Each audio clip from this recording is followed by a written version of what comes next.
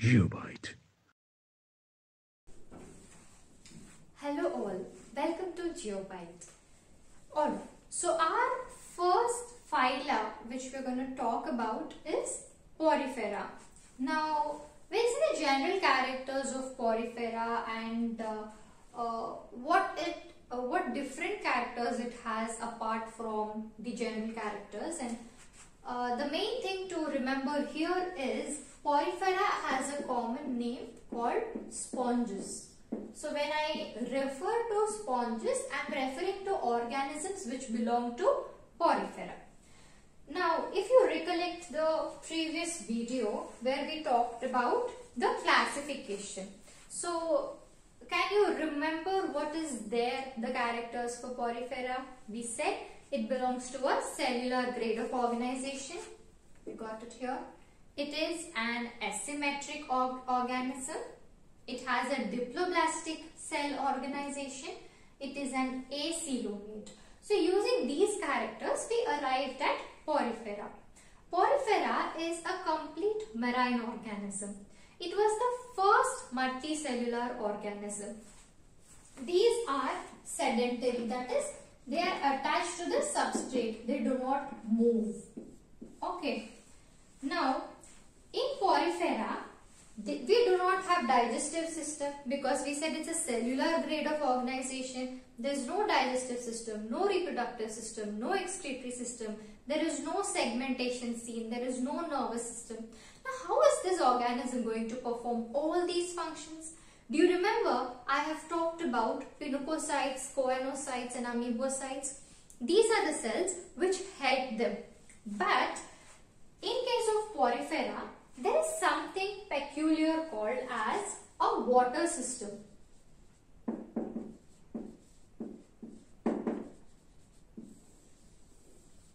Okay, this water system is something which is different from other organisms and it is which is making Porifera different from other organisms.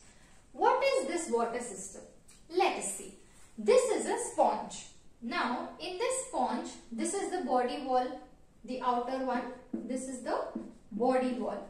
Now, if you see, there are pores in the body wall. This is a pore, this is a pore, this is a pore. These pores are called as ostia. They are called as ostia. And there is one big pore present here. This is called osculum.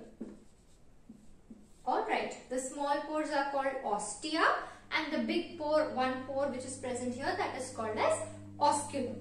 And there is a body cavity inside, do you see? This is nothing but called as spongiocele. So the body cavity is called as spongiocele.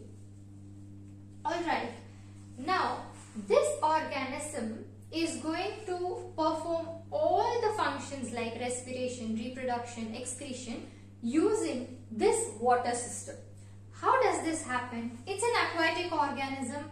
It is a marine aquatic organism. So it lives in water. There is water everywhere. This water has dissolved oxygen. This water has sperms from the organism.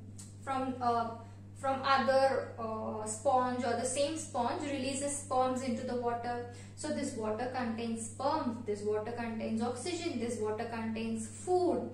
So this water gets into the organism through these pores called ostia. So it gets into the spongiocele. Once it gets into the spongiocele, these cells are going to take up the food. The female gametes are going to take up the sperms and it will be sent out through this osculum. The water will be sent out through this osculum. The excretion or the carbon dioxide generated will go out through this osculum. Now, during this process, there are cells which help in digestion. Here if you see, these cells are called as choanocytes. These choanocytes are flagellated. Do you see there is a flagella? Yes. So these are flagellated. All through this system, these flagella keep beating. So they will be beating like this. So when they keep beating like this, they send the water current. It helps in passing of the water current. So these choanocytes help in the movement of the water current. Also, these cells which are present here, they are called as amoebocytes. What amoebocytes do? They help in digestion. So digestion in case of sponges is an intracellular digestion. That is, the organism will not chew it, then take it into the stomach. No, it doesn't happen that way. It is digested inside the cells. As soon as the water gushes in, the choanocytes will transfer the food vacuoles to the amoebocytes where digestion happens. So amoebocytes are the cells where the intracellular digestion happens. Also, can you see something here? These are nothing but spicules or spongin fibers. See, if this body, it has to be supported with something which is very stiff. That's where spicules come. These are called as spicules or spikes. So they can be made up of calcium, or they can be made up of silicon or silica. If they are made up of calcium, they are called calcareous. If they are made up of silica, they are called siliceous. Also, they can be made of something called as spongin fibers. So basically, all this provides a stiff skeleton to this particular organism. So this was all about the water system and the skeleton of the sponges. What about the reproduction? As I told, the sperms enter into the organism and fertilization takes place. So it is an internal fertilization. But you will have to observe something here. We do not have a male sponge and a female sponge. Both eggs and sperms are generated and produced in the same sponge. So it is not having two different sexes as human beings or animals. It is the same sponge which is producing both the gametes. So it is called, so any organism which is not having two different sexes, that is called as a hermaphrodite. So sponge is a hermaphrodite where the fertilization is internal. Now what do I say that, why do I say that development is indirect? When I say development is indirect, it means there is a larval stage. So once the organism is undergoing fertilization, you will produce a zygote, embryo, and it doesn't grow back into this particular sponge. No, it has an other stage, a larval stage, which looks different from this sponge. That is the reason it's called as an indirect development.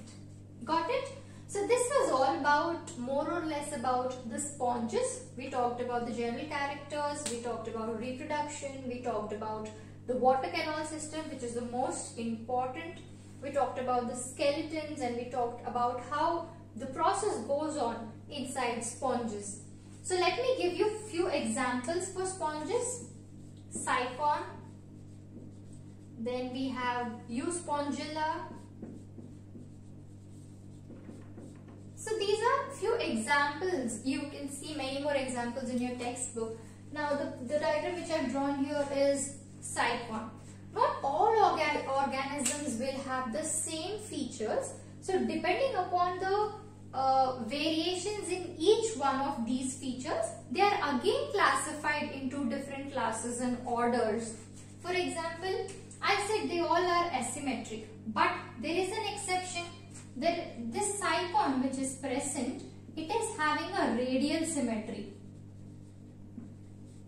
So it is not exclusive. These features can be different in, again, the organisms present under Porifera. So depending on that, we have further classes and orders which you will probably be studying in higher classes again. But these are the overall general characters which we observe in Porifera. Thank you for watching GeopByte, and please do like, share, subscribe and comment on GeopByte. GeopByte.